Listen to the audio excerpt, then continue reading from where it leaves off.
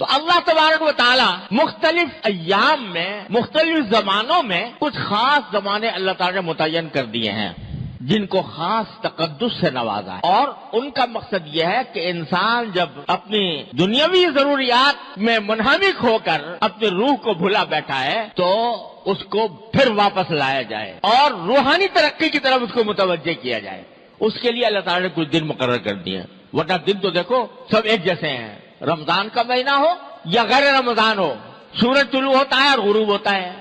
دن میں اجالا ہوتا ہے، رات میں تاریکی ہوتی ہے۔ ایک خاص گردش جو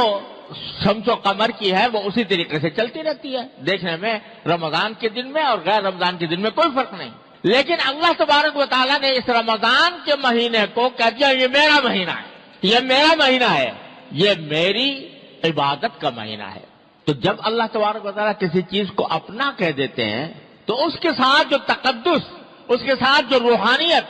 اور اس کے ساتھ جو عظمت وابستہ ہوتی ہے وہ عام چیزوں کی طرح نہیں ہوتی۔ دیکھو کعبہ شریف کو، کعبہ شریف کی عمارت کو دیکھو، اس میں وہی پتھر وہی سیمنٹ جو عام عمارتوں کے اندر ہوتا ہے،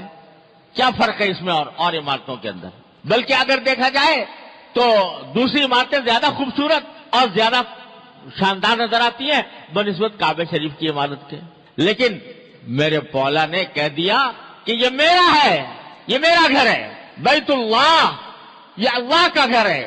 اپنی طرف نسبت کر دی۔ اور جب اپنی طرف نسبت کر دی تو اس کے ساتھ جو تقدس وابستہ ہوا، اس کے ساتھ جو لذت ملی، اس کے ساتھ جو حلاوت ملی، اس سے جو روحانیت وابستہ ہوئی، ساری کائنات کی اعلیٰ سے اعلیٰ عمارت بھی اس کا مقابلہ نہیں کر سکتی۔ ایک جا کر آدمی وہاں عمارت کو صرف دیکھتا ہی رہے، اس عمارت کو صرف دیکھتا ہی رہے تو اس کی روح پرورش پا رہی ہوتی ہے۔ اس کو اللہ تبارک و تعالیٰ نے ایسا تقدس بخش دیا۔ تو جب کسی چیز کو اللہ تبارک و تعالیٰ اپنا کہہ دیں یہ میری ہے تو اس سے جو تقدس، اس سے جو روحانیت وابستہ ہوتی ہے وہ اور کسی چیز سے نہیں ہو سکتی۔ تو رمضان کا مہینہ بھی عام مہینوں کی طرح تھا، لیکن میرے مولا نے کہہ دیا یہ میرا مہینہ ہے، میری عبادت کا مہینہ ہے۔ تو اب یہ رمضان کا مہینہ عام دنوں سے ممتاز ہو گیا، اس کی عظمت، اس کا تقدس، اس کی روحانیت سارے دوسرے ایام سے بڑھ گئی۔ اور مقصد یہ ہے، اس رمضان کا مہینہ لانے کا مقصد یہ ہے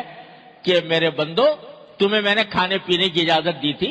تمہیں میں نے روزی کمانے کی اجازت دی تھی، تمہیں جائز حدود میں تفریحات کی بھی اجازت دی تھی، لیکن تم اس میں اتنے منہمک ہو گئے ہو کہ تمہاری روح کمزور پڑ رہی ہے۔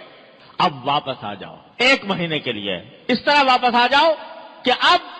جو کام کرو وہ تمہاری روح کو تقویت پہنچائے۔ تھوڑا سا مادی